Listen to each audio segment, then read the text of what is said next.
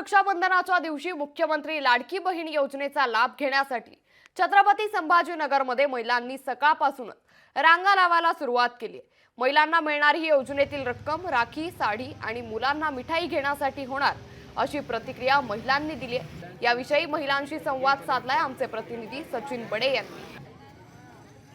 मुख्यमंत्री लाडकी बहीण योजनेच्या माध्यमातून महिलांच्या खात्यावर पैसे जमा व्हायला सुरुवात झालेली आहे। लाभार्थी महिला पैसे काढण्यासाठी मोठी गर्दी करतात।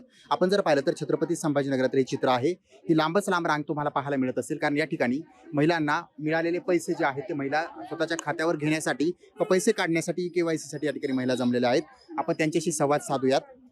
ताई, तुमच्या खात्यावर पैसे आले का? अजून काही अकाउंटवर पैसे आले नाही। KYC करायची पहिले, मग येणार पैसे। त्यानंतर पैसे येतील का? हा, येईल। पैसे आले पण KYC केली म्हणून भेटले नाही आज पैसे। बरं, KYC केल्याशिवाय पैसे मिळत नाहीत। KYC साठी तुम्ही सकाळपासून या ठिकाणी 8 वाजल्यापासून आलं साहेब। भावाला राख्या बांधायला घेऊन जायचे, काही थोडी फार उरले तर घरामध्ये नाही का लेकरा बाळाला द्यायची। मावशी, किती वेळापासून रांगेत आहे तुम्ही? आम्ही 8:30 पासून। नंबर नाही लागला आणखी? नाही, खात्यावर पैसे आलेत का? नाही आले। बरं, तुम्ही चेक केलं का खात्यावर जाऊन? हा, आता चेक करत। म्हणजे आले असतील असं म्हणायचं? हा हा, बरं, काय घेणार या पैशाचं तुम्ही? साड्या काही, राख्या काही बांधू।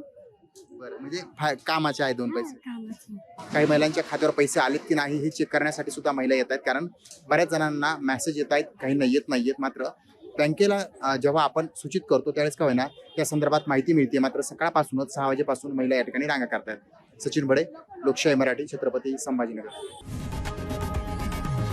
लोकशाही मराठी, ऐका, पहा, जागरूक रहा।